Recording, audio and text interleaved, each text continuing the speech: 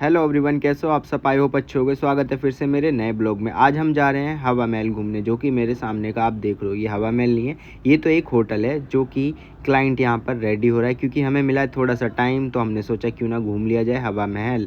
मैं निकल जाता अपने होटल से हवा महल के लिए। मैं देखता हूँ गाड़ी, क्योंकि मेरे लिए पहले से आ रखी थी। जो मेरे मेकअप आर्टिस्ट मेरे साथ जा रही है, ये उनकी गाड़ी है। क्योंकि भैया मेरे को आए थे पिक करने, मैंने कपड़े दूसरे पहन रखे थे क्योंकि मेरे को कपड़े चेंज करने थे। कपड़े थे बहुत ही गर्म, मेरे को लग रही थी यहाँ पे बहुत ही गर्मी, इसलिए भाई मैंने कपड़े उतार कर अपने आ गया मैं कपड़े चेंज करने। और ये मेरे सामने हवा महल देख रहे हो। मेरे को लगा भाई कोई अलग ही चीज़ होगी हवा महल, पर मैंने जब आकर देखा तो मुझे कुछ अलग ही चीज़ दिखी। क्योंकि मुझे दिखी एक लंबी लंबी सी इमारत, जहाँ पर कि हम अंदर भी नहीं जा सकते क्योंकि इतनी भीड़ लग रही थी।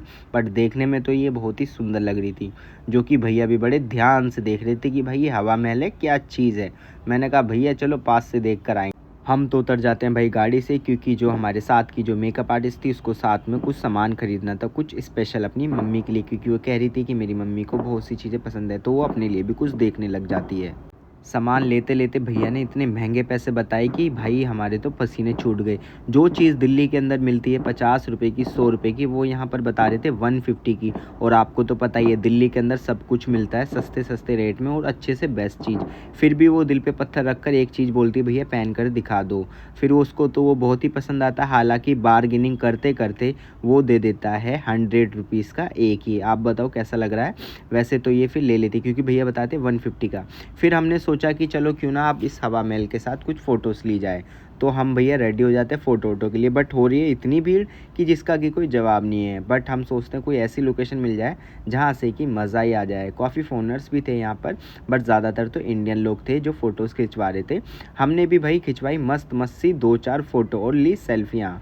फाइनली हम पहुँच जाते हैं एक कैफ़े में, जहाँ से ऊपर से हवा महल जितने भी सारे बड़े बड़े बंदे आते हैं फ़ोटो वोटो खींचने के लिए, वो सारे यहीं से फ़ोटोज़ वगैरह खिंचवाते हैं। हम भरते हैं भाई 250-250 की टिकट, क्योंकि इसके लिए हमें भरनी पड़ती है 250-250 की टिकटें, जो कि हमें लेना पड़ता है कूपन।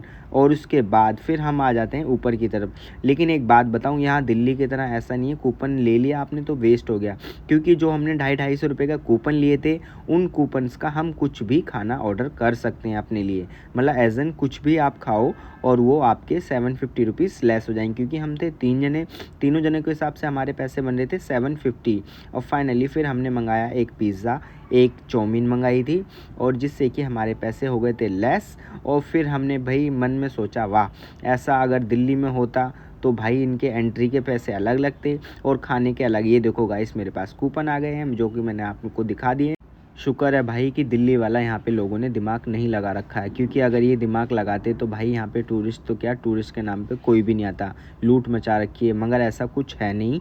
क्योंकि हमने जो कूपन खरीदे थे उनसे हमने पेट भर के खाना खाया। और फाइनली हमने फ़ोटो वोटो खींच के भाई हम तो आ गए नीचे, क्योंकि ये था चौथी मंजिल के ऊपर। फाइनली हम तो निकल जाते भाई हवा महल देख दाख के, क्योंकि हमने खिंचवाई कुछ फ़ोटोज़ और अंदर से जाने का हमारे पास टाइम नहीं था। क्योंकि हमें करनी थी भाई अपनी सेकंड ब्राइड को रेडी।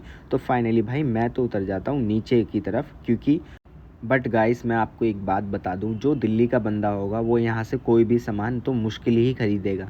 क्योंकि यहाँ पर सामान के इतने महंगे पैसे बता देते हैं कि बंदा खरीदने से पहले 2 बार सोचेगा। हालांकि हम दिल्ली से हैं तो फिर भी हमें इतना सामान महंगा लग रहा है, क्योंकि यहाँ पर हर चीज़ के डबल और ट्रिपल रेट थे।